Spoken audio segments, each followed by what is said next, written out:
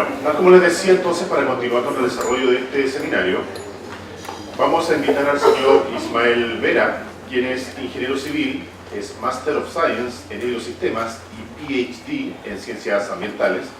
Actualmente se desempeña como director del Departamento de Ingeniería de la Universidad Católica del Maule y nos va a presentar el tema Humedales construidos como tecnología pasiva y sustentable para la restauración y protección de sistemas hídricos. Dejo con ustedes entonces a don Ismael Vera. ¿Se escucha? ¿Sí? Sí. Ya. Pues muy buenos días a todos. Primero agradecerle a la Universidad Católica del Maule y a la Municipalidad de Concepción la invitación aquí a contar un poco de teoría, porque creo que la práctica y algunas experiencias que hemos tenido de trabajo de estos ya casi 10 años que tengo, porque ya un poco más práctico, lo mostrará Jaime, las aplicaciones reales que se han hecho un poco en Bogotá. Entonces, como les decía, básicamente el contenido de esta presentación se divide en 3 partes muy sencillas, que es primero una introducción de por qué nosotros necesitamos recuperar sistemas hídricos, luego algo ya específico de la tecnología de humedales construidos como tal, y finalmente, como les comentaba, algunas experiencias que bueno, menos he tenido la oportunidad de desarrollar en los últimos 14, 15 años más o menos que llevo trabajando en la temática. Entonces, primero, a modo de introducción, claramente todos sabemos el deterioro de los cuerpos de agua, ¿no? Es una realidad transversal en todo el mundo, no solo de Gran Concepción, sino también, como Jaime lo contará, en Bogotá, también lo he visto en México, principalmente en nuestro entorno latinoamericano por nuestras mismas condiciones y configuración de las ciudades. Es un fenómeno que ocurre no solo en la parte urbana, sino también en la parte rural. Por lo menos en el caso de la región del Maule, que es por lo menos donde yo me desempeño ahorita, hay por lo menos indicios de un estudio que realizó Eula del lago Ichuquén, también de eutrofización. Está completamente, digamos, no deteriorado, pero sí eutrofizada la laguna Torca, que es una reserva natural. Entonces, no solo hablamos de deterioro en entornos urbanos, que obviamente es el enfoque de este seminario, sino también en entornos rurales. Entonces, ustedes recuerden que nosotros tenemos 2 clasificaciones grandes de sistemas hídricos o de sistemas acuáticos. Tenemos unos que son lo que denominamos lóticos, que son ríos, esteros, y otros lénticos, que son más lagos, lagunas, que es un poco el interés de este trabajo. Y unos sistemas que son subterráneos, con 2 caracterizaciones básicas, que es el agua freática y el agua de acuífero. Y claramente el desarrollo humano siempre ha necesitado ligarse a estas 2 fuentes de agua. ¿Por qué? Porque en el desarrollo humano necesitamos agua para todo tipo de actividades, para vivir, para la industria, para la agricultura. Entonces nosotros tomamos agua, pero ¿qué pasa? Usamos esta agua y esta agua la devolvemos a los sistemas. Las devolvemos también después de un uso, o por ejemplo, el caso de lo que mostraba Alex por escorrentía. Nosotros cambiamos el paisaje y modificamos las cuencas drenantes.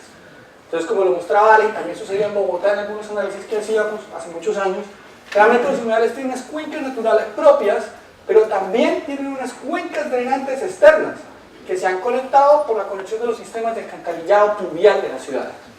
Entonces esto hace de que cambien características de los cuerpos hídricos, aquí algunas cifras, no voy a dar mucho detalle, y se contaminen. Pronto Alex ya mencionó varios parámetros, hay algunos relacionados con materia orgánica, otros con nutrientes, caracterizaciones específicas de cuándo se considera digamos, un cuerpo de agua eutrofizado, de patógenos, que es un poco lo que comentaba Alex, que la respuesta humana es básicamente enfermedades entéricas, diarreas, principalmente. Y claramente, si uno habla de un deterioro y necesita una intervención, necesita algo que es tecnología, de lo cual a veces ya hablo un poco. ¿Cómo podemos solucionar? ¿Qué tecnología aplicar? Si uno toma la tecnología como tal, uno puede hablar o enmarcar así de un modo, pero muy grueso, en 2 tipos de tecnologías que se pueden usar para tratar o para mejorar calidad de agua. Hablamos de tecnologías convencionales y de tecnologías no convencionales. En el caso de tecnologías convencionales hay que tener en cuenta algo. No sé si ustedes se fijaron cuando Alex mostraba algunas medidas de intervención, eran equipos altamente mecanizados. No sé si se acuerdan cuando decía, bueno, insuflamos aire, abajo, eso requiere energía eléctrica. Y se caracterizan principalmente por eso, porque requieren gran cantidad de energía eléctrica. Esta estimación que ustedes ven acá es, por ejemplo, la cantidad de energía que se utiliza para un sistema de tratamiento como los lobos activados que se usan para mejorar la calidad de las aguas servidas. Por el contrario, las tecnologías no convencionales son bajas en consumo de energía. Y esto tiene una explicación muy simple que la desarrollaré posteriormente, y ahorran respecto a este número entre un 30 y un 100%. Ya más adelante les mostraré un sistema que funciona sin ningún tipo de energía eléctrica. Pero aquí vienen las principales diferencias. Estas requieren menos área, o sea, la zona de intervención como tal que se requiere, por lo menos nuevamente el caso de Tratamiento de Aguas Servidas, es aproximadamente 0,5 metros cuadrados por habitante. Estos datos que yo estoy dando son aquí en Chile, no son del extranjero, son de este país, incluso de esta región. Y en superficie sí podemos hablar de 3 a 20 veces más, y ahí es donde empieza un poco el cuento por qué. Y el por qué es bien simple, como les decía, son sistemas, una alta mecanización que requiere energía eléctrica y que claramente produce oxígeno, por lo menos en el caso de lo activado. Por el contrario, las tecnologías no convencionales basan todo el fundamento en la fotosíntesis, que es un proceso que las plantas realizan de forma natural. Pero por ser un proceso natural es claramente más lento. Y al ser más lento es por eso que se requiere más área, para lograr las mismas condiciones que se requieren con los procesos altamente mecanizados. De ahí uno puede hablar de dos cosas, que estas tecnologías se denominan intensivas, principalmente intensivas en intervención y en consumo de recursos. Y estas se denominan extensivas, porque el principal recurso que se ocupa es la superficie. ¿Ya? Entonces, si uno tiene claro esto, puede ir teniendo tendencia hacia qué tecnología podría aplicar. Ojo, y aquí es una cosa que es importante, y yo lo veía con Alex ahorita, es importante siempre tener un abanico de posibilidades y no creer que una solución es una solución mágica. Por ejemplo, el caso de los humedales construidos es una alternativa, yo siempre hago ese énfasis. Hay gente que es muy sesgada, que es la única, no, es una alternativa. Y por lo menos Alex, cuando lo mostraba hace un momento, mostraba varias alternativas, que luego se hizo en la matriz de priorización que en realidad se definía para este tipo de lagunas. ¿Ya? Entonces, si uno lo ve y habla específicamente de las tecnologías convencionales y va más aún profundo en lo que se llaman sistemas naturales, funcionan por una interacción o una tripartita que todo el mundo conoce en la naturaleza, que son las plantas, el suelo y el agua. Esa es la tripartita mágica. Y uno habla de dos tipos de tratamientos. Hay unos que se pueden aplicar directamente en el terreno, que son estas tecnologías que vemos acá, que son zanjas de infiltración, lechofiltrantes, pozofiltrantes, filtros verdes, correntía, y que el principal fundamento es que el elemento depurador, es decir, el elemento que mejora la calidad del agua, es el suelo. Por el contrario, hay otros tratamientos, que son los que se denominan basados en la masa de agua, donde es básicamente el tratamiento principal se realiza al embalsar el agua. ¿Ya? Desde las épocas romanas se sabe que si usted embalsa agua por un tiempo, el agua contaminada le sale de mejor calidad. Entonces, en ese tiempo, digamos, la tecnología más común, la que más se ha difundido, se conoce, son los lagunajes. Y luego, aquí ya aparecen lo que son los humedales construidos como tecnología. ¿Ok? En Chile, también muchas veces me lo han preguntado y por eso lo quise poner. Alex por lo menos hablaba de humedales artificiales, se usan mucho diferentes nomenclaturas, pero en general estamos hablando de lo mismo. Yo, bueno, haría una corrección nomás, no me gustan las humedales artificiales, porque me lo han dicho esto, que un humedal artificial es algo que no existe, y que algo construido es algo que está hecho. Y wetland, bueno, hablamos castellano, wetland es la palabra inglesa de humedal. Entonces yo, particularmente en mis presentaciones, o en todos los escritos que hago, hablo de humedal construido. Por eso cuando ustedes, en lo normal, van a encontrar las tres palabras, pero en general estamos hablando de lo mismo. ¿Ok? Entonces ahora ya, con esta introducción corta, vamos a hablar de lo que es un humedal construido como tal, para que entendamos un poco la tecnología.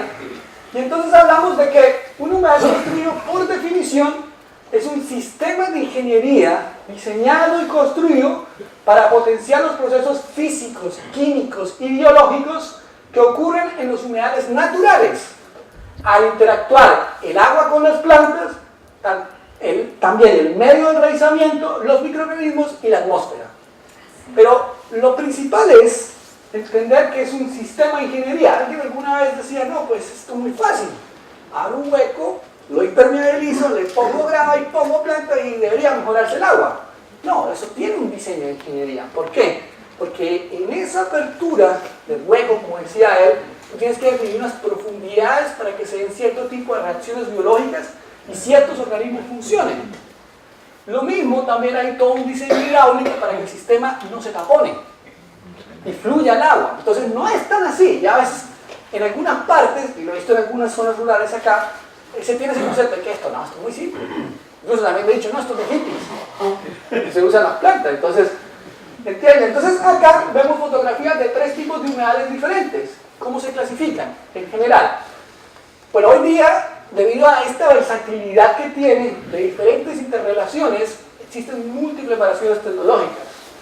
Pero yo les voy a contar solo de 3 principales y al final les voy a mostrar una que digamos es una que es aplicable al sistema de recuperación de lagunas. Primero, lo que se denomina humedales construidos de flujo horizontal, que son en apariencia y forma similar a un humedal natural. ¿Por qué? Porque se pueden ver los espejos de agua, se pueden ver las plantas, los 3 tipos de vegetación típica de humedal, que es la emergente, la flotante y la sumergida. Luego tenemos los otros, que ya empezamos a tener variaciones, que son los construidos de flujo horizontal subsuperficial, en los cuales el principal cambio respecto a esto es que tiene un medio filtrante. Por ejemplo, gravilla. Gravilla, que es la que se usa normalmente en la construcción, eso es filtrante. Y ya no permite el desarrollo de especies de plantas ni flotantes ni sumergidas. Solo permite el desarrollo de vegetación emergente. ¿Ya? Y tenemos otro, que son el construido de flujo vertical subsuperficial, que en apariencia y forma es muy similar a este, pero ¿cuál es la diferencia? ¿Cómo se aplica el agua? Si ustedes observan acá, el agua se aplica desde un punto A hasta un punto B y fluye de manera horizontal. En este caso se aplica como un sistema de riego y el agua fluye de manera vertical. Entonces, cada uno de estos sistemas tiene unas características particulares. Ahí hay un poco de datos para simplificarlo y vámonos al valor principal, que es el área. Claramente estos son los que tienen mayor consumo de área. Estos números están enfocados un poco a degradar parámetros similares a lo que es agua servida, ¿vale? Esto está entre 3 y 6 y estos están entre 0,8 y 5.5. Eso es básicamente, hay otros parámetros, la profundidad, claramente estos tienen que ser más profundos porque es una percolación vertical. ¿Ya? Luego, si vemos qué requiere para construirse esto, uno habla de un sistema, por lo menos en el caso de los humedales construidos de flujo horizontal subsuperficial, habla de un sistema de distribución de entrada, habla de un sistema de impermeabilización, sobre todo cuando se quiere proteger lo que está después de las napas freáticas, que pueden ser arcilla o una geomembrana mayor a 0,3 milímetros. Normalmente, lo que les decía, para una mejor distribución del flujo, una zona de distribución con gravilla gruesa o grava gruesa, un medio principal con gravilla común, una zona de recolección, que básicamente es este mismo material de acá para poder recoger de mejor forma el flujo, y un sistema de drenaje y control, que es básicamente, que es muy importante, a veces no se le da tanta importancia, que es un sistema que se diseña para la recolección del agua que percola acá, y al cual se le maneja un nivel para poder tener condiciones de inundación, que son las que caracterizan a un humedal. Y el elemento también, bueno, una cámara de frente con la cual uno puede jugar con los niveles. Pero hay un elemento que identifica esta tecnología respecto a todas las otras que existen, y se denomina la vegetación. Básicamente es vegetación emergente o vegetación acuática, que es muy típica de nuestras zonas, tanto de lacustres como zonas de humedales. Entonces, en ese sentido, aquí vemos varios ejemplos de especies de plantas. Esta es muy típica de los humedales y esta es una planta que es autóctona desde California hasta Tierra del Fuego, que conversábamos con Álvaro, tenían ciertas similitudes los humedales de Bogotá con los humedales de Concepción. Con esta planta se encuentran ambos humedales. Tenemos esta, que son diferentes tipos de tifa, que esta la reconocemos fácilmente por la floración, que es muy típica también aquí, existe tanto en el norte de Chile, en Argentina, acá. Tenemos también algo que se ha experimentado y se trata de darle un valor estético con especies que producen flores. Entonces está, por ejemplo, estas son las famosas calas que usamos. Y tenemos otras que son las iris, que también se han utilizado más en la parte de Europa occidental.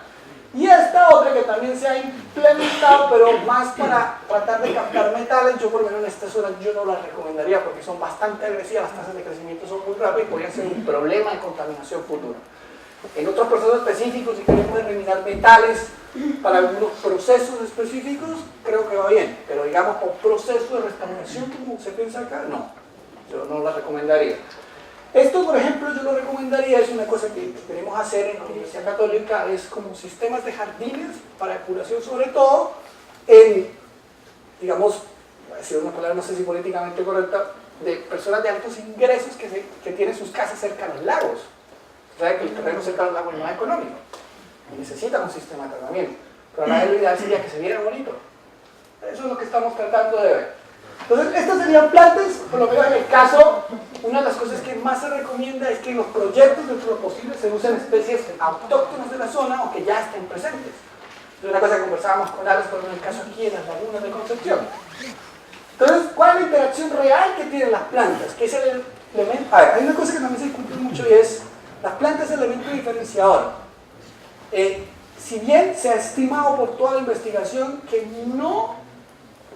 pareciera ser que el tratamiento en global no aportará mucho, pero sí es un elemento diferenciador y sí es un elemento que si tú sacas, el sistema funciona totalmente diferente. Entonces son un aporte. Entonces básicamente uno tiene, si no fuera un humedal de tipo un poco más natural o de tipo más superficial, uno tiene interacciones de la vegetación emergente, que es básicamente la atenuación, la reducción de la velocidad, el almacenamiento y captación de nutrientes, las que se encuentran sumergidas, por ejemplo, tienen un efecto filtrante, proveen, básicamente una de las cosas que son principales es que se generen biofilms que sirven también para el tratamiento. Y hay otra parte que es muy importante, que es la parte de la zona donde se genera el sedimento para enraizamiento, que sirve para la deposición de ciertas cosas, descarga de oxígeno, también la descarga de antibióticos para, digamos, aportar en la eliminación de organismos patógenos.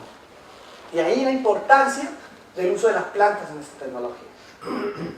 Ahora, ustedes preguntarán, bueno, pero ¿en qué se ha aplicado esto? Bueno, aquí primero hay una cosa que en Chile es emergente, que es el tratamiento de aguas grises. Si bien esta zona es privilegiada por aguas, yo estuve trabajando en el norte donde no hay agua, y se ha tratado de impulsar a través del Ministerio de los establecimientos educacionales la reutilización de aguas grises.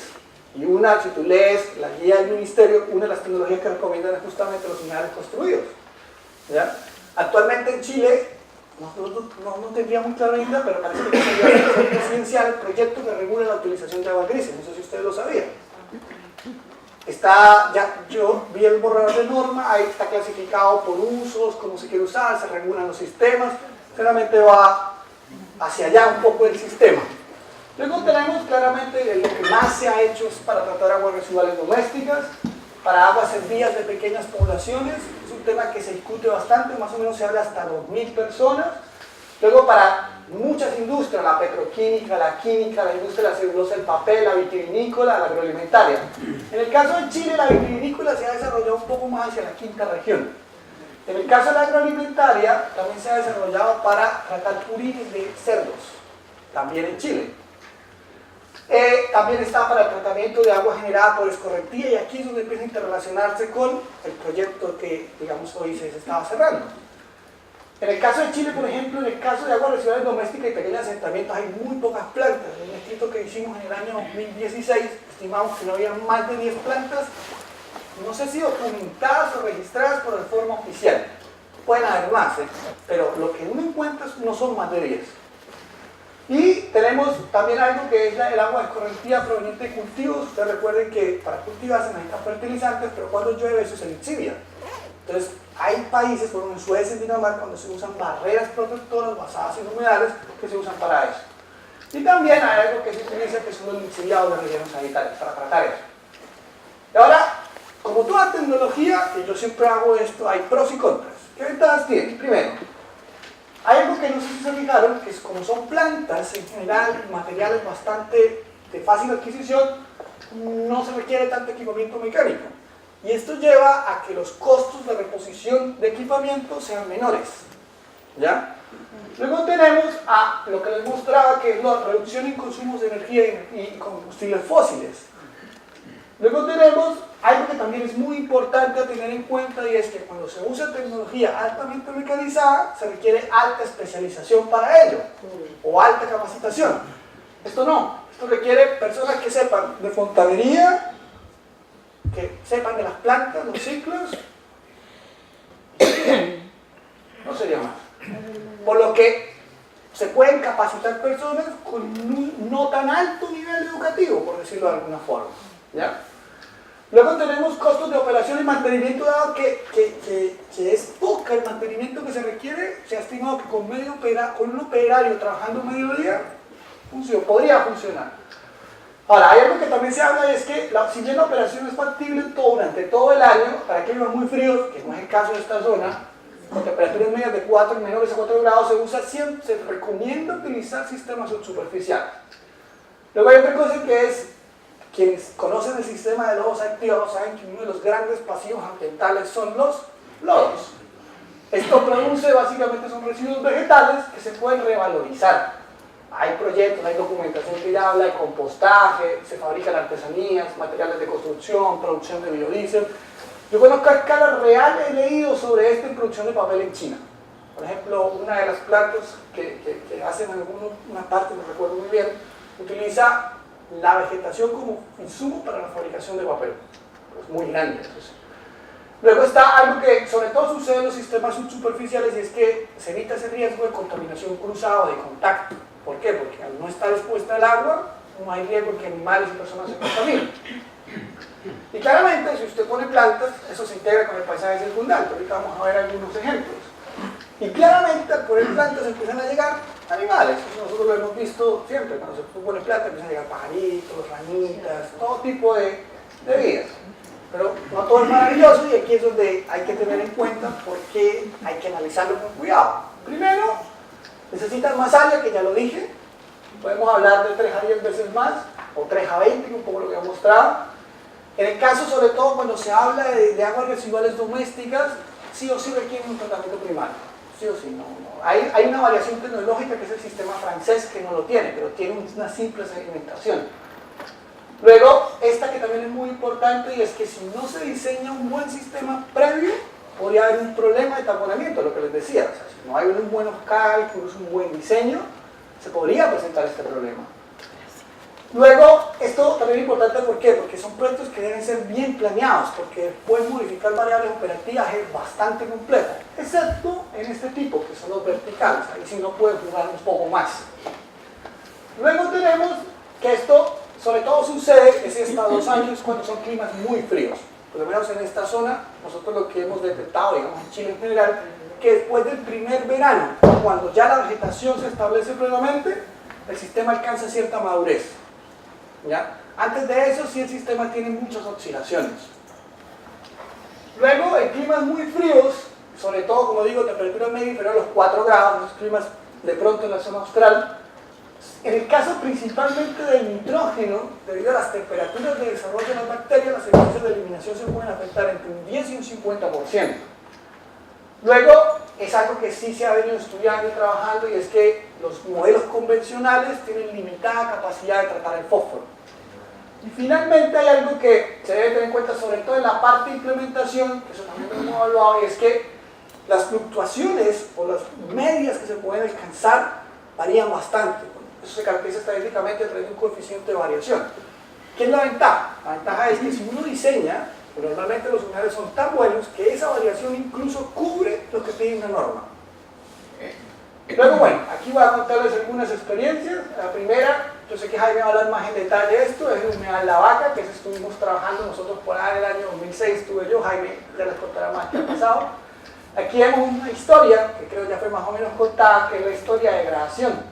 Si ustedes observan, esta es una fotografía aérea del año 38, luego empezamos a ver signos ya de cómo se empieza a secar en el 56, luego ya le ponen acá la central de abastos de Bogotá, que es como la Vega Central, luego se empieza a llegar más gente, sigue poblándose, y ya en el 2006, no sé si observan, esto que está acá era el humedal, y esto es el humedal. Es un poco lo que veía anoche en la televisión, no sé si vieron, en Valdivia, que están rellenando los humedales, no sé si lo vieron. Bueno, aquí está la historia ya, lo que podría pasar, básicamente. ¿Y qué quedaron? Quedaron 2 cuerpos pequeñitos, que es este que observamos acá y este que observamos acá. Y este, por ejemplo, estas fotografías son de este que observamos acá. Si ustedes observan, es básicamente pasto. ¿Qué se propuso? Nosotros como universidad propusimos un sistema que era una zona de tratamiento y una zona que ya era de conservación paisajística. Jaime les va a mostrar una foto al respecto, yo voy a pasar un poco rápido. Este proyecto lo propuso la universidad dentro del plan de manejo ambiental, lo ejecuta Alexandra en el año 2006, Jaime me corrige, me parece que sí fue en 2006, y Bueno, las fotografías son de esta persona, que son del año 2012. Pero básicamente también es una decisión y un apoyo de la empresa Acueducto del Alcantarillado de Bogotá. Si lo ponemos en términos digamos, de concepción, sería SBIO. ¿Ya? Y hay una decisión y una inversión por parte de la empresa Acueducto del Alcantarillado de Bogotá. Entonces, esto es el sistema cuando se empieza a construir. Esto creo que fue un par de años después. Aquí está como la separación entre la zona de tratamiento y el espejo de agua. Así quedó. No se recuerdan los patos que había. Esto fue lo que quedó. Aquí, bueno, aquí Jaime les va a contar un poco más el rollo, esta estructura de regulación, y aquí un poco la inversión, que yo creo que me quedé corto ya. $1 millón más o menos, para que tengamos una idea de cuánto costó recuperar eso. $1 millón. Esas son las cifras que más o menos podemos hablar. Que también tengan en cuenta que no es algo barato. ¿Ya? De ahí la importancia de fondos sectoriales, de lo que proponía Alex, con Berengol, de ver otro tipo de instituciones. O sea, no es un esfuerzo único, es un esfuerzo mancomunado. Luego tenemos un ejemplo de tratamiento de agua serviado que yo estuve estudiando en el doctorado, básicamente la aplicación en Cataluña, que queda al nordeste. Allá construyeron, digamos, el plan de saneamiento y manejo de residuos líquidos. De allá estableció que hay diferentes tecnologías para, sobre todo los más pequeñitos, que es donde es más complejo. Establecieron construir unos humedales de prueba. Básicamente tienen estas características climáticas que son parecidas, más de tal casi arriba, pero se parecen acá un poco en temperatura. Y las zonas más húmedas tenderían a parecerse un poco también a la octava región. Como les decía, 11 plantas analizamos, básicamente son de 350 a 2.000 habitantes, fueron construidas entre el año 2000 y 2002, y nosotros analizamos los datos de operación de los primeros 8 años, del 2010 más o menos. Les voy a mostrar una fotografía de una planta que en Verdú, que es esta, es una fotografía aérea. Aquí un sistema de tratamiento, un sistema principal basado en humedales y un sistema final, nosotros lo pusimos como un sistema como para unir el agua, que son lagunas, y un filtro posterior también con plantas humedales. Aquí algunas características de cómo operaba, más o menos el área unitaria promedio calculada para esto nos daba un valor de 3.3 metros cuadrados, y aquí vemos también ejemplos de más plantas allá en España. Esta de Alfés, voy a detenerme en esta, bueno, no se ve muy bien que sea una planta de tratamiento, es un humedal. Y esta planta no tiene ningún consumo de energía eléctrica, todo funciona por cabeza hidráulica. No hay bombas, el operario va con 2 veces a la semana nomás, mira cómo están funcionando los drenajes, limpia un poco, pero no tiene ningún consumo de energía eléctrica. Luego está esta que es la de Arnés, ustedes alcanzan a ver la población aquí detrás. ¿Ya? Son más o menos 500 habitantes también, esta sí tiene consumo de energía porque tiene que tener un sistema de bombeo. Y está esta que fue la de Verdú, la que les mostré en fotografía aérea, que aquí lo que hay es puros cultivos de olivas. Entonces, ¿qué es lo que se ha hecho? Lo que se ha hecho es que el agua que sale de la planta, por la calidad que tiene, se reutiliza para los cultivos de oliva, que ese es otro tema tingente a Chile. Y ahí voy a hacer un paréntesis, yo no sé si ustedes saben, la norma que regula la reutilización para riegos del año 87, lo discutíamos ahorita con Jaime, hay cosas que ya deberían actualizarse al mismo modelo. Bueno, esto es un libro que está por salir, que se llama Humedales Construidos, Diseño y Operación. Estas fotografías hacen parte del capítulo 5. ¿Okay?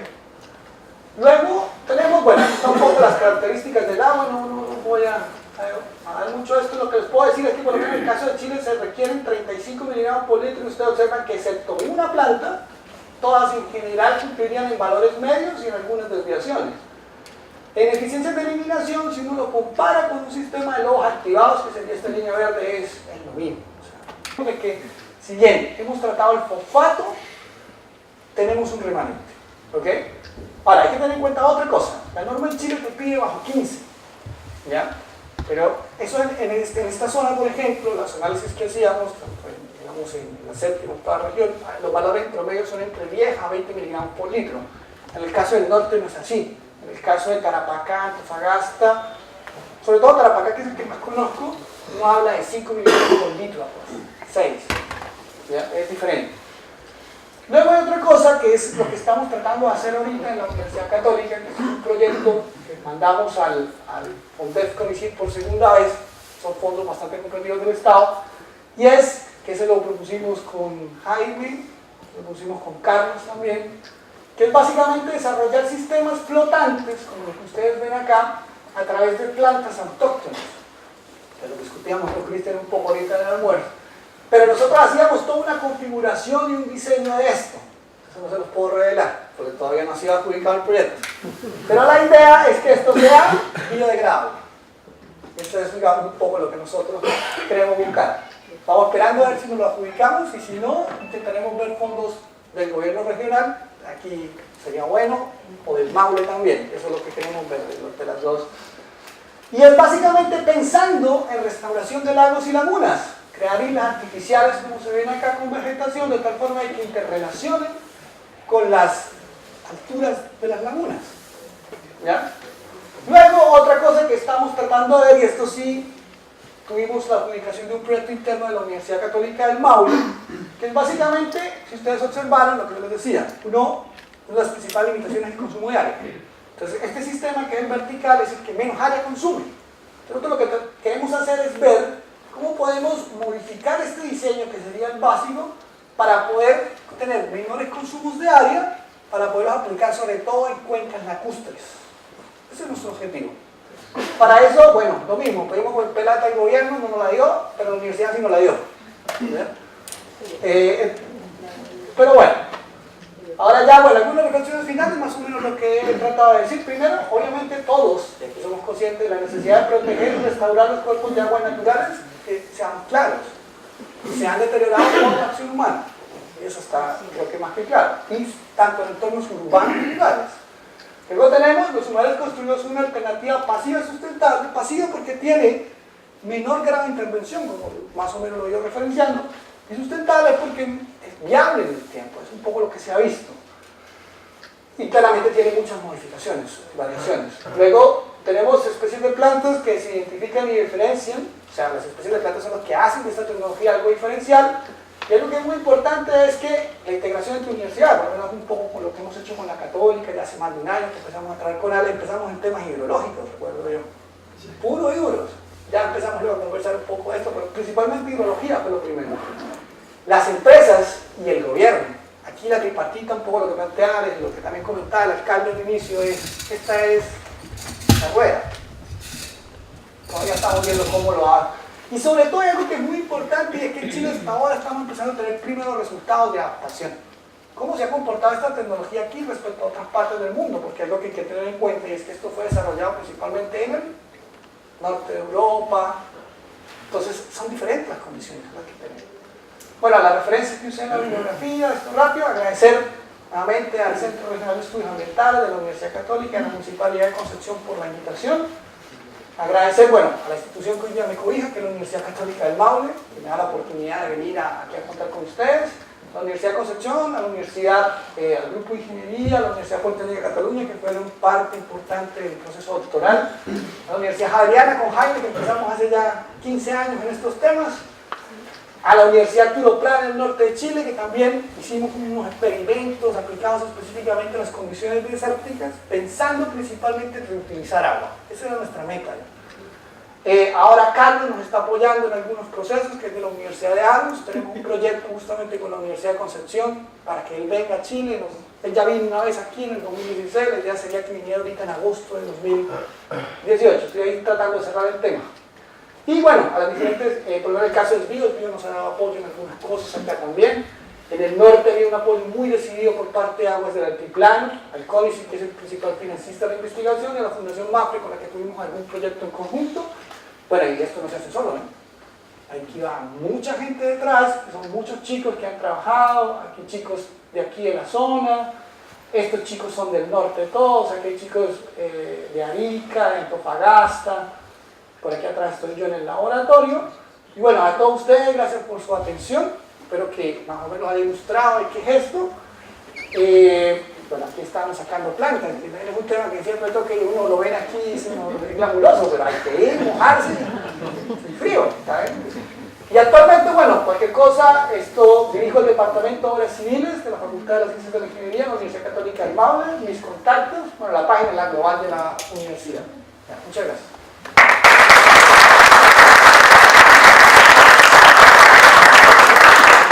Agradecemos la presentación del señor Ismael Vera, la completa presentación que nos acaba de entregar. Y ahora quiero dejar con ustedes al señor Jaime Lara Borrello, que es PhD en Ingeniería Sanitaria y Ambiental, también es profesor titular de la Pontificia Universidad Javeriana de Bogotá, en Colombia. nos ilustrará sobre el tema problemáticas y desafíos de la restauración ecológica de humedales, el caso de Bogotá. ¿Se me escucha así? Buenos días todavía a todos. Muchas gracias por la presentación, sobre todo gracias a la Universidad Católica de la Santísima Concepción y la Municipalidad de Concepción por la invitación para mostrarles un poco algo de las experiencias que hemos tenido en Bogotá en recuperación y restauración ecológica de sistemas de humedales naturales. Para que se hagan una idea, Bogotá, para los que no lo tienen presente, es una ciudad en este momento de alrededor de 8 millones de habitantes. Está junto a la cordillera central y era originalmente una zona pantanosa, todo donde está hoy desarrollada la ciudad. Entonces el sistema de humedales naturales que existe en Bogotá es lo que logró quedar de este sistema natural, de este fotomontaje de alrededor de 1500. Han hablado ya bastante mis colegas sobre los humedales, no me detendré mucho aquí, pero pues son múltiples los servicios ambientales que prestan, muy importantes por su diversidad biológica. Algunos de esos servicios en Bogotá están, ahora les mostraré algunas fechas, pero están declarados zonas de reserva natural y por tanto hay una decisión de protegerlos por sus valores ecológicos principalmente. Desde la Constitución del 91, que en realidad fue la segunda constitución del país, la primera databa por allá de la época de la independencia, se apostó fuerte por la protección de los recursos naturales. De esa constitución salen mandatos para esa protección. Colombia desde el 97 adhiere a la Convención Ramsar de Protección de Humedales y desde 2004 reglamenta el uso, manejo, conservación de humedales en el país. A partir de ahí, por acá, en el Plan de Ordenamiento Territorial del 2004, se crea ya el marco general para el manejo de los humedales. ¿Cierto? Eso hace que en 2005 se cree una política distrital y luego ya creamos incluso unos protocolos de recuperación y rehabilitación para centros urbanos. Para que se hagan una idea, aquí arriba donde les mostraba está toda la cordillera, por acá por el perímetro occidental pasa el río Bogotá y todo el sistema de drenaje de la ciudad pues es en este sentido, ¿cierto? Todas las aguas lluvias drenan hacia el río Bogotá. Aquí se ven los 15 humedales que en este momento están protegidos en la ciudad de Bogotá por ley. Hay alrededor, dicen los ambientalistas, de otros 30 que no están protegidos, pero esa decisión de protegerlos por ley fue fundamental para su conservación. Aquí un poco lo mismo, pero un poquito más gráfico para que vean que todo el sistema de drenaje lo cruzan a Bogotá 3 ríos principales que recogen todas las aguas lluvias en este sentido y drenan el río Bogotá. No sé si ustedes tienen presente, pero por lo menos aquí se dice que el río Bogotá es uno de los más contaminados del mundo, está totalmente muerto, prácticamente solo lleva aguas residuales. En Colombia el desarrollo del tratamiento de aguas residuales no es como en Chile, que diría yo que es pionero en América Latina. Nosotros solo tenemos una planta de tratamiento que trata aproximadamente el 40% del agua residual de Bogotá solo a nivel primario. Están en planes de, esperamos que en los próximos años, tratar todas las aguas residuales, pero entonces, así como el agua lluvia drena el río Bogotá, pues también casi toda el agua residual de la ciudad, y por tanto, está muerta. ¿Qué problemáticas se presentaron históricamente antes de esas declaraciones de protección de los humedales?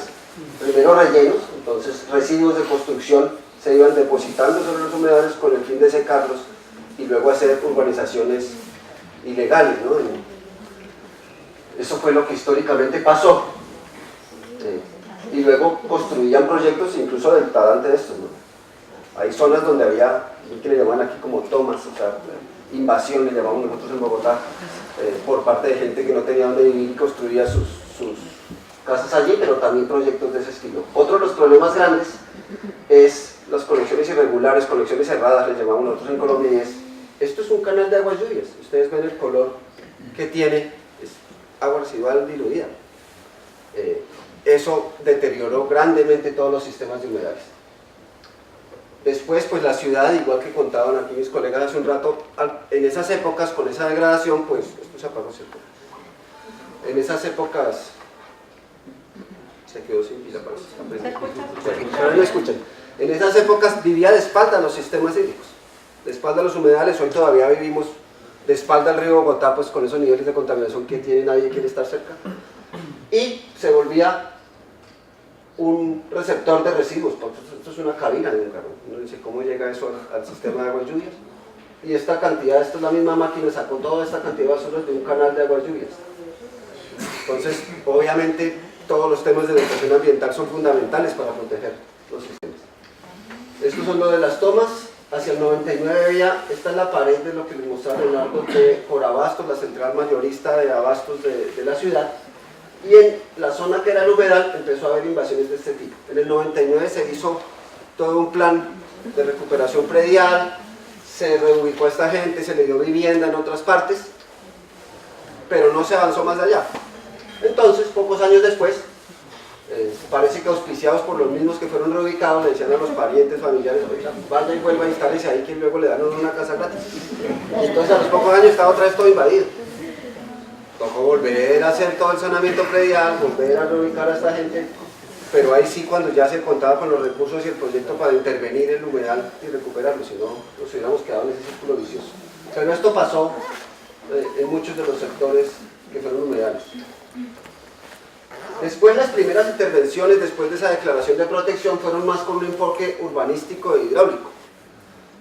Aquí en algún comentario que salió en la prensa, este fue el primer humedal que se intervino para recuperar, en teoría era restauración ecológica, pero como ven aquí, al final esto lo dragaron, construyeron una piscina de cemento, que se llama la piscina, y la piscina, el nombre tiene una connotación en este caso despectiva, porque pues aquí los valores ecológicos son muy pocos, ¿cierto? Hay un espejo de agua y un parque perimetral, pero ecológicamente no hubo mayor ganancia.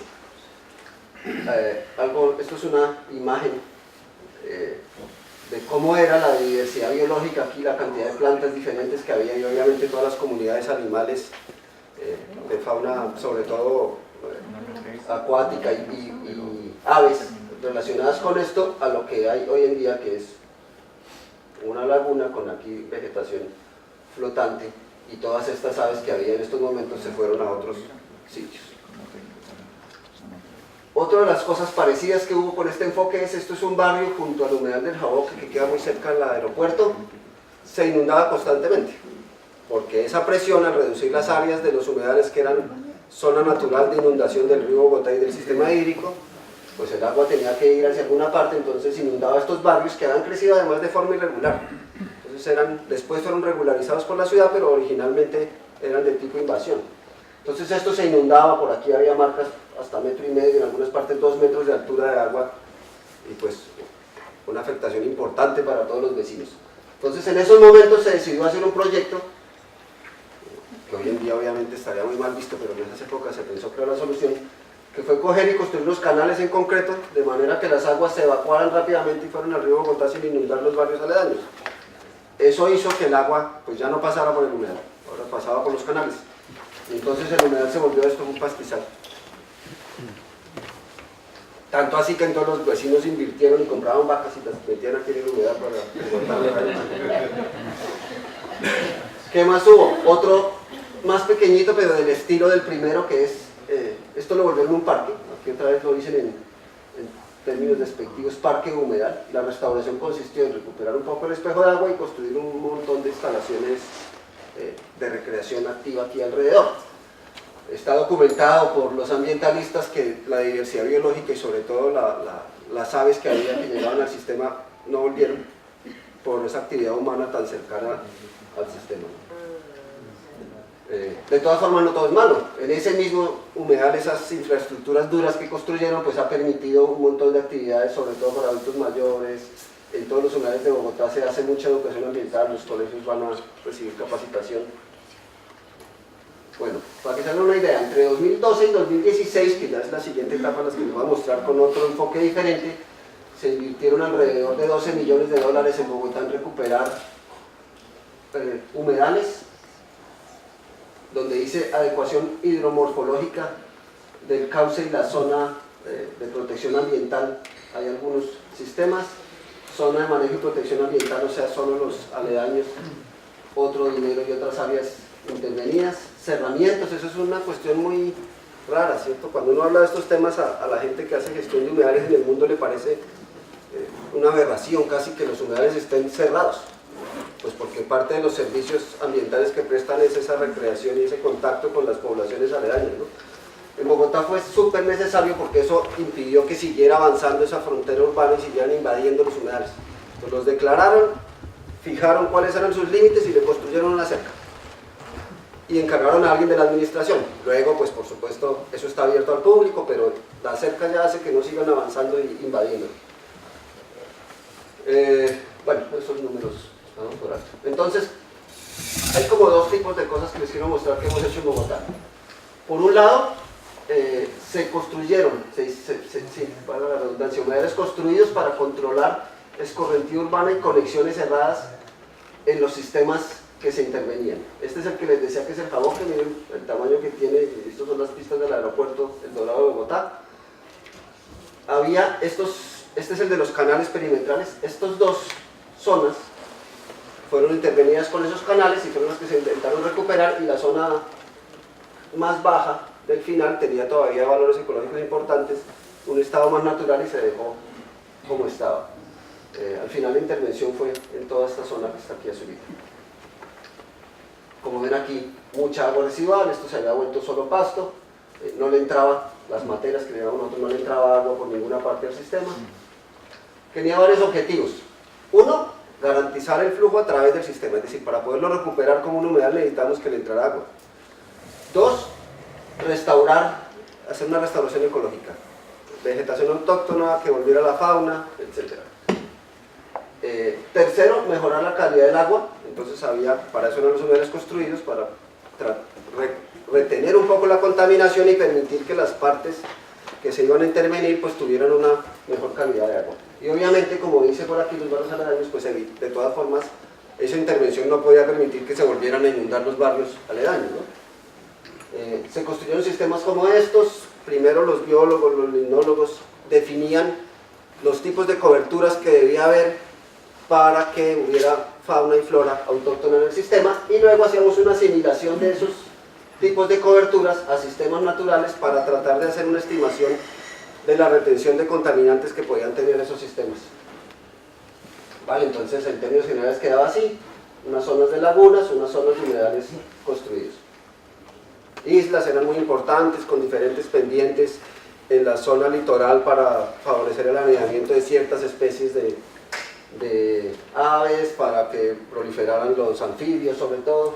Bueno, luego hicimos unas simulaciones, aquí para muchos parámetros y muchos puntos, pero solo un ejemplo de ver cómo mejoraba, cómo se estimaba que mejorara la calidad del agua en el sistema de varios parámetros. Queríamos remover sobre todo materia orgánica relacionada con esas aguas residuales y nutrientes que afectaran el sistema. La primera intervención que se hizo fue entonces cortar la entrada de agua para que entrara por el humedal, y solo en momentos de altas lluvias pues eso pasaba a los canales y se evacuaba rápidamente.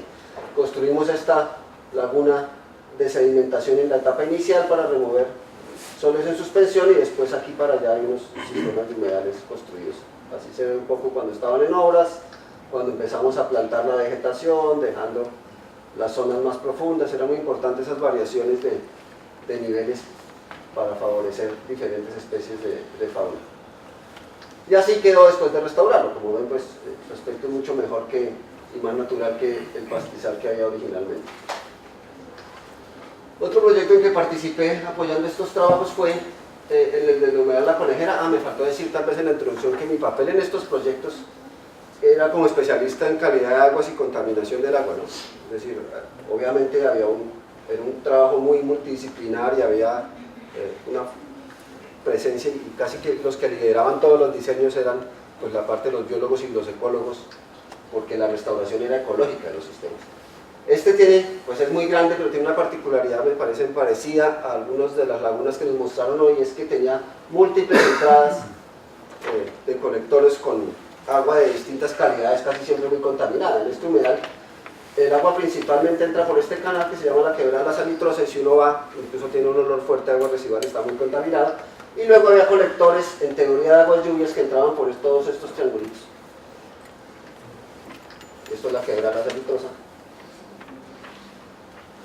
Y esta es la zona, la parte de naranja es donde intervenimos, y la zona más baja del humedal también tenía altos valores ecológicos a proteger. Aquí había incertidumbre sobre los datos de calidad de agua, falta de información sobre el tiempo seco, que en nuestro caso era el más crítico porque ahí es donde entraba más agua residual y menos agua lluvia, ¿no? Cuando llovía más, pues era menos grave el tema de la contaminación. Este tema de las conexiones cerradas es un trabajo, como parece decir, sin fin en Bogotá. La empresa de acueducto alcantarillado trabaja fuertemente en detectar constantemente conexiones cerradas, pero pareciera que se van creando más rápido que lo que las detectan, ¿no? Porque es muy difícil y muy caro hacer ese seguimiento, pero es fundamental. Por eso me parece interesantísimo, que es lo primero que hay que hacer aquí en las lagunas, es cortar la entrada de contaminación, porque si no, eso no se podrá arreglar nunca. Aquí algunos valores de contaminación para que se hagan una idea. Miren aquí, DBO de 109 miligramos por litro, eso es agua residual diluida. Y sigo el mismo trabajo, simulaciones para cada uno de los canales de entrada de parámetros de contaminación, diferentes especies de nitrógeno, fósforo, sólidos y DBO. Aquí un zoom de una parte viendo cómo estas son las remociones que alcanzábamos, casi el 80% en sólidos, alrededor del 8-9% en DBO, para los dos canales más contaminados. Y luego entonces la propuesta incluía, parecido a lo que están proponiendo aquí, hacer unos sistemas de tratamiento en las entradas de todos esos colectores que traían contaminación. Básicamente incluíamos un pretratamiento. Como venía, la gente todavía tira mucha basura a los sistemas de aguas lluvias, entonces había que poner unas rejas para remover lo grande, bolsas plásticas, botellas de agua, cosas de ese estilo. Y luego un sedimentador o desarenador, una zona profunda de baja velocidad para remover sólidos en suspensión. Eso era el pretratamiento. Después un sistema multifuncional, que es un humedal construido de flujo libre, sembrado con juncos, en una primera etapa solo para los dos entradas más contaminadas, poco profundo, 50 centímetros de profundidad. Esta foto la puse a propósito porque resulta, por ejemplo, que en ese humedal se creía que estaba extinta en todo el mundo esta planta que se llama Senecio carboneris, margarita de pantano, y descubrieron 3 parchecitos chiquititos donde la volvieron a encontrar. Esto fue toda una revolución para mis colegas biólogos, y luego la han intentado reproducir en otras áreas de los humedales y no crece sino en los 3 parchecitos donde está. Entonces hay toda una... Eso ha ayudado a crear conciencia en las necesidades de protección. Entonces, como ven aquí, al final, por ejemplo, aquí toda esta zona verdecita es laguna, y luego este humedal trata la contaminación que entra por aquí y por aquí, y luego en estos triangulitos verdes chiquitines son los sistemas que se crearon en cada uno de los otros colectores. Y eso, pues, trata todas las aguas que entran, ¿no? Ya les mostré que están muy contaminadas, pero de todas formas creo que vale la pena recalcar que las aguas lluvias en sí, sobre todo en ciudades grandes con la actividad industrial importante, también están muy contaminadas, aunque no tengan agua residual, ¿no? Ahora les mostraré unos ejemplos de eso. Este es el humedal de la Vaca, lo que les decíamos, la zona de la central de abastos. Esta fue la zona que se intervino, la otra que mostró Leonardo, que estaría por acá abajo, es un potrero, está declarado humedal, pero ahí está cercado, pero no hay sino pasto. Esta tiene una particularidad, y es que es una aproximación un poco tradicional, porque no buscaba asimilar esto a un sistema natural, era todo pasto y estaba invadido, como ustedes vieron, y entonces así. Aquí se buscaba mejorar la calidad del agua, retirar todos esos rellenos, entonces tuvo que meter aquí maquinaria pesada, excavadoras para quitar años de rellenos, de escombros que se tiraban ahí, crear otra vez unos hábitats que originalmente se pensaban que estaban ahí y mejorar las condiciones hidrodinámicas, que el agua fluyera. Entonces se construyó una laguna de sedimentación, un humedal de flujo subsuperficial, y se volvió a construir aquí un espejo de agua, un humedal natural en la parte baja. Algunos números para que se den una idea de los tamaños. Aquí se tomó una decisión de no plantar el humedal natural para dejar unos procesos de autodiseño ocurrieron allí y efectivamente proliferaron especies autóctonas de vegetación en esas zonas. Lo que no es normal es que se haga una intervención tan grande con un humedal construido, ¿no? Pero era fuerte la contaminación que entraba por el canal de aguas lluvias, y la central de abastos tenía una descarga de aguas residual directas al humedal, que incluso después de intervenirlo duró muchos años hasta que la municipalidad logró cortar esa entrada de aguas residuales. Este es el estado actual del humedal, pues obviamente se ve la mejora. Aquí se había planteado construir una salida que permitiera artificialmente hacer una variación de niveles en el humedal. Es muy importante para la biodiversidad de los humedales esa variación estacional de los niveles del agua, ¿cierto? Que en épocas esas playas estén más secas y en otras épocas se inunde, y como eso no aparecía naturalmente, se planteó construir una salida aquí que tenía un control artificial. Eso nunca lo hicieron, construyeron la estructura pero nunca lo manejaron como se había planteado originalmente. Aún así, pues ganamos mucho con el sistema. Por otro lado, entonces, cuando se decidió proteger los humedales naturales y había urbanización tan cerca a los humedales naturales, que son las zonas más bajas de la ciudad allá al lado del río, pues hubo proyectos urbanísticos a los que el acueducto decidió que no tenía cómo darles permiso para verter sus aguas lluvias del proyecto al alcantarillado, porque ya estaba en la zona más baja de la ciudad y ya no tenía capacidad. Entonces, en esos sistemas les pedía el acueducto a las urbanizaciones que construyeran sistemas de tratamiento de las aguas lluvias, precisamente por lo que están contaminadas, generalmente pues el lavado de la atmósfera de todos los gases de la industria, el lavado de las superficies duras, techos, vías. Por ejemplo, en la visita que hicimos ayer en las lagunas, aquí en todas se veían residuos como de grasas y hidrocarburos que entraban por los afluentes. Eso generalmente viene del lavado de vías. Entonces les pidió que hicieran unos sistemas de tratamiento y después sí vertieran el agua tratada a los humedales. Estos humedales remueven en aguas lluvias muy bien, retienen esos hidrocarburos y grasas, retienen muy bien metales pesados que provienen de las pinturas, las llantas, etc.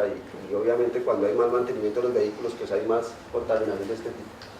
Entonces miren, para esta urbanización aquí se ve, estos son casas de 2 pisos y estos son edificios como de 6 o 8 pisos. Se construyó el primer sistema en Bogotá, que fue este. Entonces trabajamos con los datos.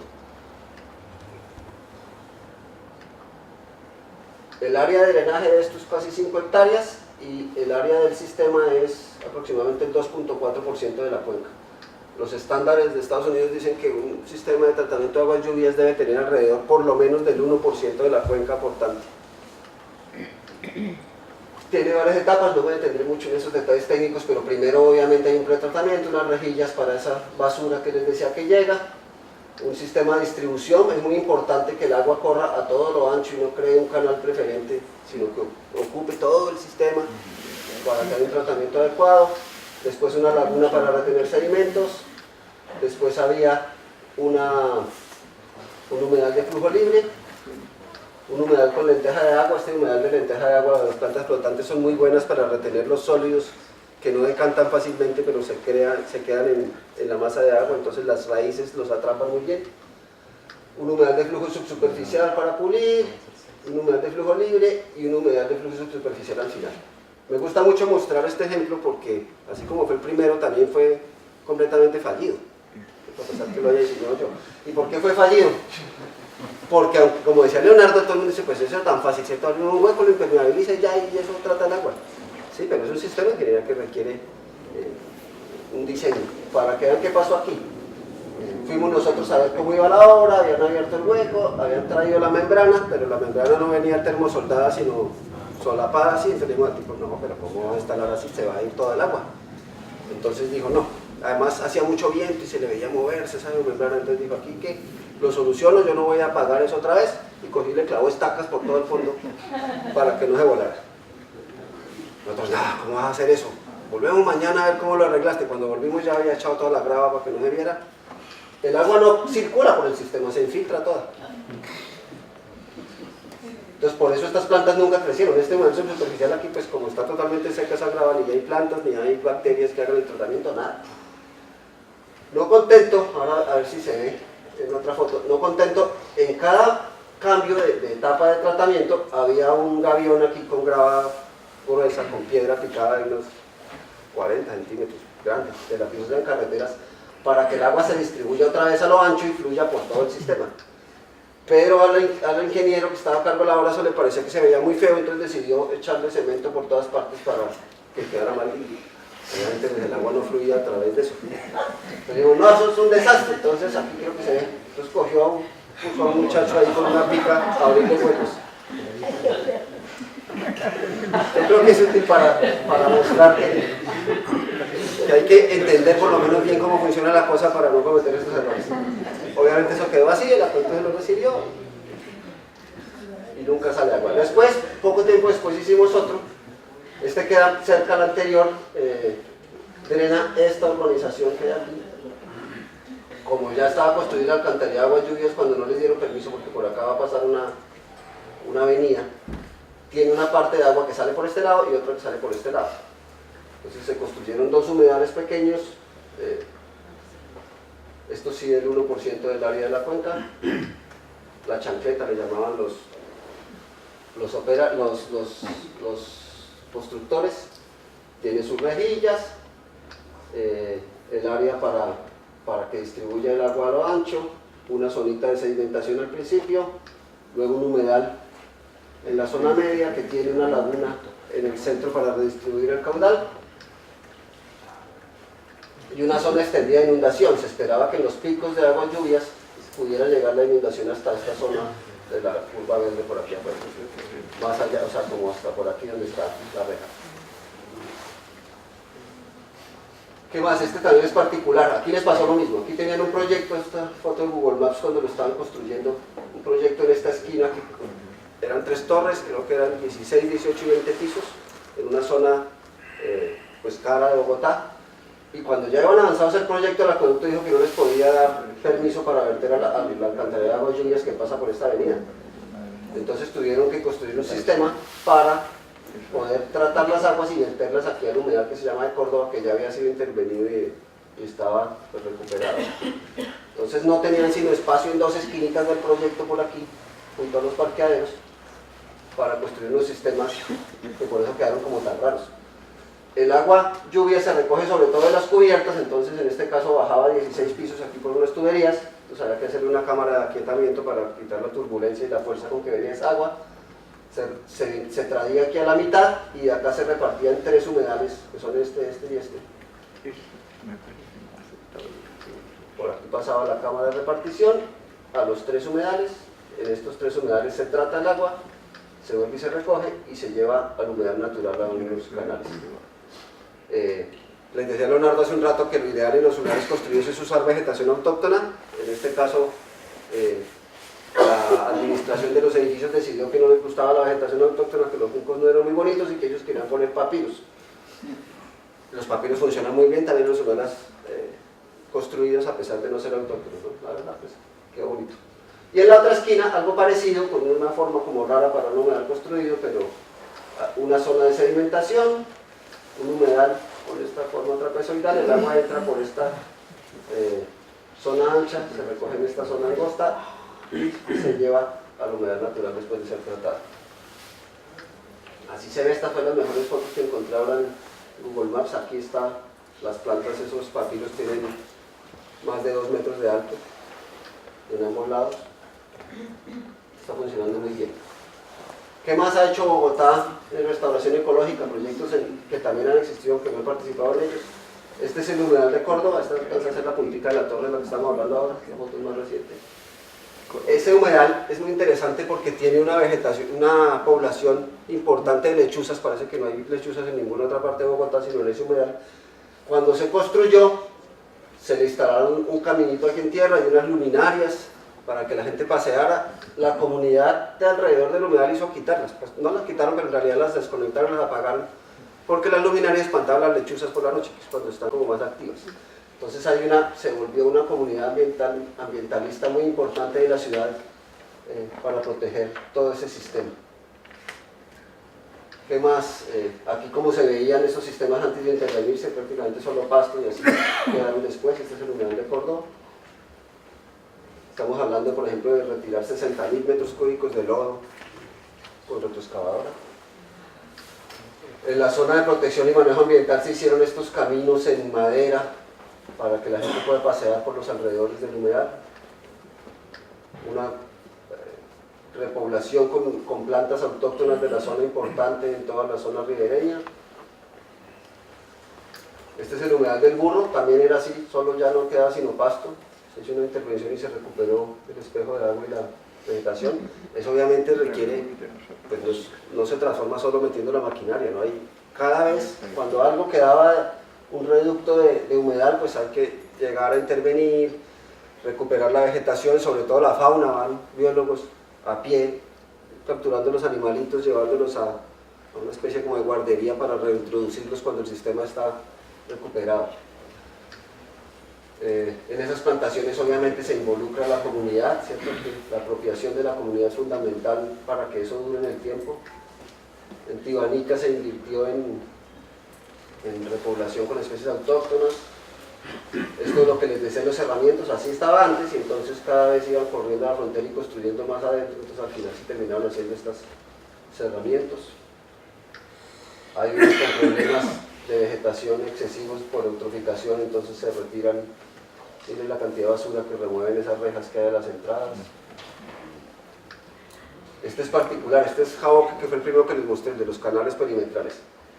Como se traía tal cantidad de basura, en algún momento el acueducto construyó este sistema de rejillas.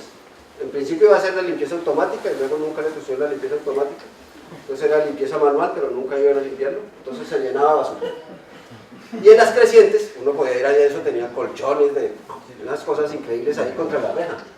En una de las inundaciones, la comunidad hizo como un grupo y vino y rompió la reja para que el agua pasara porque se les estaba inundando las casas. Hasta el día de hoy sigue así rota, nunca la arreglaron. Los canales perimetrales llenos de basura ahora pues tienen otras condiciones. Hay una parte importante de gestión social interinstitucional en Bogotá ligada a esto, también liderada con la empresa de acueducto y con la Secretaría de Integración Social. Entonces hay campañas de educación ambiental fuertes, se crearon clubes de ciencias alrededor de los humedales, semilleros de investigación en los colegios, se hacen recorridos guiados por los humedales. En varios de los humedales hay infraestructura blanda en madera para avistamiento de aves, por ejemplo, migratorias sobre todo. Hay gente, uno no, si no está metido en eso no sabe, pero turismo que viene a ver aves a los humedales de Bogotá. Crean cineforos con temas ambientales alrededor. Aquí hay parte de reintegración de ciudadanos habitantes de calle a los que dieron trabajo recuperando esos humedales y recuperando fauna. Y después vino el año pasado, hacia el final, un decreto que modificó la política de humedales. Cuando se creó la política de humedales se decía que los humedales, como su objeto era preservación de los valores ecológicos, solo podían tener recreación pasiva. En su momento, por allá en 2004, el alcalde quería intervenirlos y volverlos parques. Pero como el decreto se lo prohibía, porque entonces el decreto quedó redactado en ese momento, decía recreación pasiva, que no incluye superficies duras, ciclorrutas, parques, plazoletas, ni nada de eso. Entonces aquí ese alcalde volvió, en el 2016 lo volvieron a elegir. Entonces cambió el decreto donde dice recreación pasiva, que incluye ciclorrutas, plazoletas. Y ahora, en el plan de ordenamiento, miren, estos son, después de eso salieron varios titulares de prensa relacionados con el tema.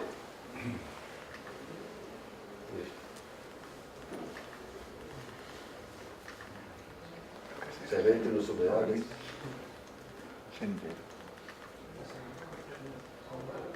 Por supuesto, muchos más, algunos solo por ilustrar. Entonces está aprobado construir todos estos kilómetros de ciclorrutas alrededor de los humedales, los valores aprobados por el momento. Hay una pelea casada ahí con los ambientalistas, que hay estudios que demuestran que ese tipo de intervenciones donde ya se hicieron por allá hace 15 años, diezmaron la biodiversidad de los sistemas radicalmente, y entonces al final pareciera que la pelea es entre ¿hay que hacer parques para la recreación de la gente o no? ¿O hay que proteger los humedales? En realidad yo creo que la decisión no es esa, ¿no? Obviamente es un beneficio que haya zonas de recreación, pero no tienen por qué estar en los humedales. Entonces, puede haber otros espacios, incluso en Bogotá hay parques que tienen espejos de agua, zonas para picnic, etcétera, que no son los humedales naturales, ¿no? Pero por ahora está perdida porque ya el señor cambió la normatividad y eso está aprobado, ya hicieron el primer contrato, miren aquí está en el plan de desarrollo los proyectos para hacer eso, hicieron un concurso público entre estudios de arquitectura para intervenir el Parque Juan Amarillo, entonces esta fue la propuesta que ganó, ¿cierto? Con todas las obras de infraestructura dura alrededor del humedal, incluido pasar un puente con una avenida por encima. Este tipo de obras es lo que quieren hacer. ¿Cierto? Y además entonces el alcalde se vende como ambientalista, porque voy a proteger los humedales haciendo esos parques para que la gente los use. Es un tema complicado, quién sabe hasta dónde llegará. Les agradezco su atención.